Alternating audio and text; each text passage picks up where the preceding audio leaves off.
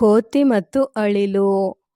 ಪದಗಳ ಅರ್ಥ: ಗಾಬರಿ, ಹೆದರಿಕೆ, ಕ್ಷಮಿಸು, ಅಪರಾಧವನ್ನು ಮನ್ನಿಸು, ಅಭ್ಯಾಸ.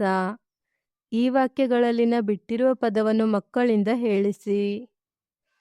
ಆ ಕೋತಿಯ ಬಾಲ ತುಂಬಾ ಉದ್ದವಿತ್ತು. ಒಂದು ಅಳಿಲು ಕುಣಿದಾಡುತ್ತಾ ಅಲ್ಲಿಗೆ ಬಂದಿತು. ಕೋತಿಗೆ ಕಚಗುಳಿ ಆಯಿತು. ಮಂಗಣ್ಣ, ಇದು ನಿನ್ನ ಬಾಲವೇ? ಮಕ್ಕಳಿಗೆ ಪ್ರಶ್ನೆ ಕೇಳಿ ಉತ್ತರ ಹೇಳಿಸಿ. ಕೋತಿ ಯಾವುದರ ಮೇಲೆ ಕುಳಿತಿತ್ತು?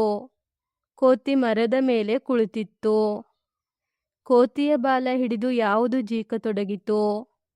ಕೋತಿಯ ಬಾಲ ಹಿಡಿದು ಅಳಿಲು ಜೀಕತೊಡಗಿತು. ಮಂಗಣ್ಣ, ಇದು ನಿನ್ನ ಬಾಲವೇ? ಜೋಕಾಲಿ ಎಂದು ತಿಳಿದು ಜೀಕುತ್ತಿದ್ದೆ, ನನ್ನನ್ನು ಕ್ಷಮಿಸು ಎಂದು ಯಾವುದು ಹೇಳಿತು? ಈ ಮಾತನ್ನು ಅಳಿಲು ಮಂಗನಿಗೆ ಹೇಳಿತು. ಅಳಿಲು ಹೇಗೆ ಹೋಗಿ ಮರದ ಕೊಂಬೆಯನ್ನು ಏರಿತು? ಅಳಿಲು ಓಡಿ ಹೋಗಿ ಮರದ ಕೊಂಬೆಯನ್ನು ಏರಿತು. ಮಾದರಿಯಂತೆ ವಾಕ್ಯಗಳನ್ನು ಮಾಡಿ ಮಕ್ಕಳಿಂದ ಹೇಳಿಸಿ.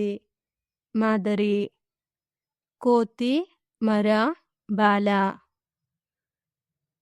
ವಾಕ್ಯಗಳು: ಕೋತಿ ಒಂದು ಪ್ರಾಣಿ. ಕೋತಿಯು ಮರವನ್ನು ಹತ್ತುತ್ತದೆ. ಕೋತಿಗೆ ಬಾಲವಿದೆ. ಈ ಪದಗಳನ್ನು ಮಕ್ಕಳಿಂದ ಹೇಳಿಸಿ. ಅಳಿಲು, ಮರ, ಬಾಲ. ಅಳಿಲು ಒಂದು ಪ್ರಾಣಿ. ಅಳಿಲು ಮರವನ್ನು ಹತ್ತುತ್ತದೆ.